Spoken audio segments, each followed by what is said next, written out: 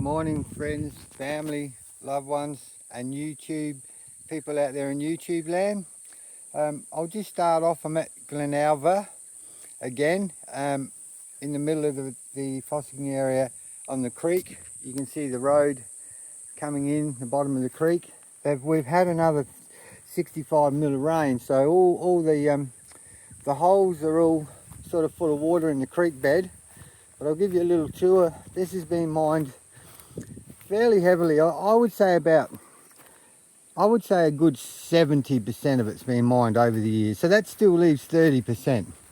You can see the very prominent mullock heap. So I've just got to be careful in the mud here.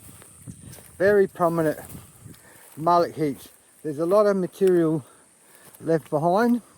Now I spec here. Now a $4 million stone was found here, which would probably be around about that size. It's valued at $4 million in one of these mullock heaps by some tourists about 2 years ago. The Star of Australia, Richardson's brought it off him for $300,000 and had it cut, and it's now in his display. So this is an old area.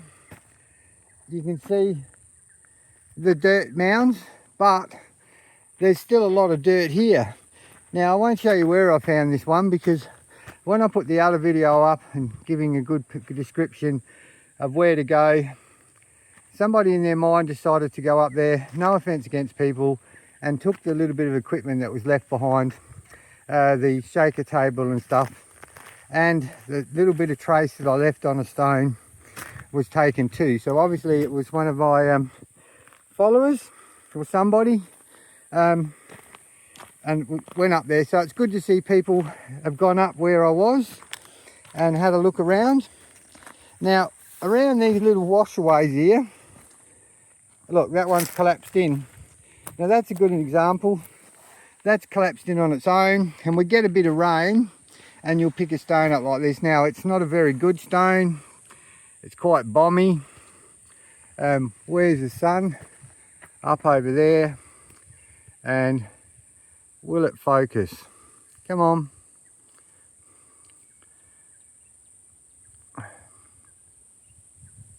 No, be nice. No, it was focusing before. Oh, there we go. So yeah, you can see a little bit of light through it. There we go. It's pretty bomby, cracked up, but it's very unusual because it's sort of a whitey, I don't know, whitey yellow, but it's definitely sapphire. You can see the striations on it and the little shelf marks. But anyhow, I picked that up the creek further, and not much, just a bit of a bomb. But anyway, there's stone here, and what I do is I just walk around and in these areas and do the same thing on a nice cool day. That'll be good to have a look at when it's rained on it. And yeah, just walk around. You can see where we had 65 mil of rain here, and yeah, just enjoy the area and walk around. I mean, they didn't take everything out of these big mullock heaps. Obviously you find stuff. I mean, I found this one up on a mullock heap.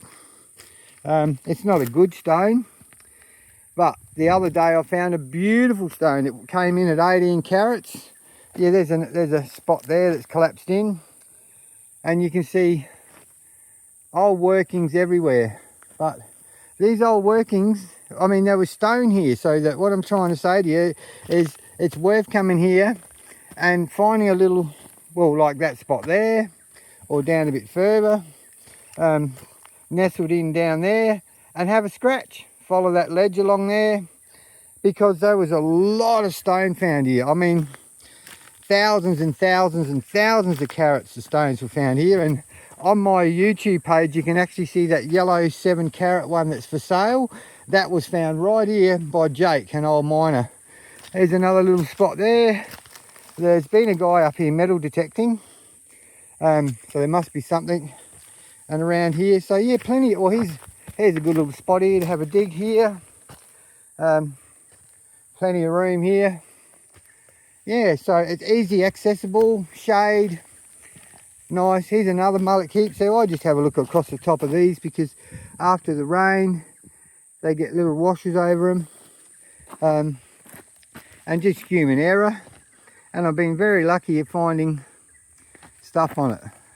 Nothing to say on that one, but yeah, you can see these little water ponds. Will come summertime or in a few months they'll dry up, and that's where you have a dig in there. You can see the nice piles of dirt on the edge of it.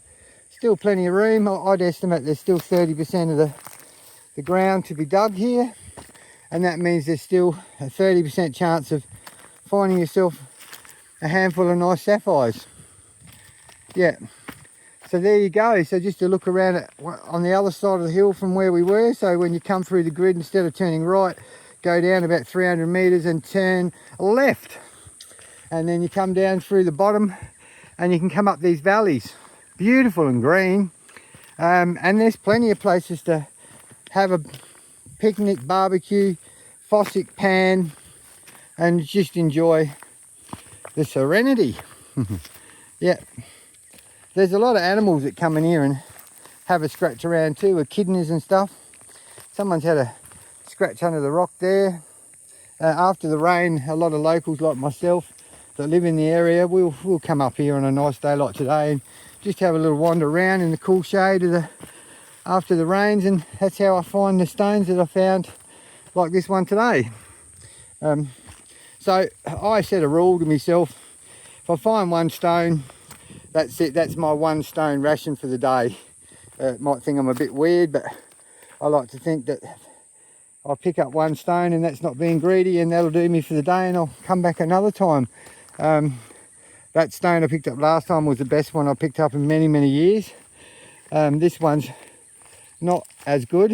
Well, it's not even a cutter, but maybe next time. So here you go, nice pretty good sill road in.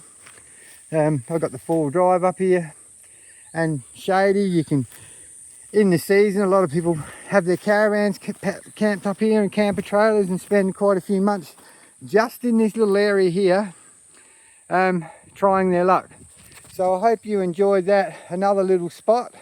I'll do lots of videos on all the different fossicking areas, and you know, like Washpool, Russian Gully, Graves Hill and Glenalga and Willows, which I've surface mined them all.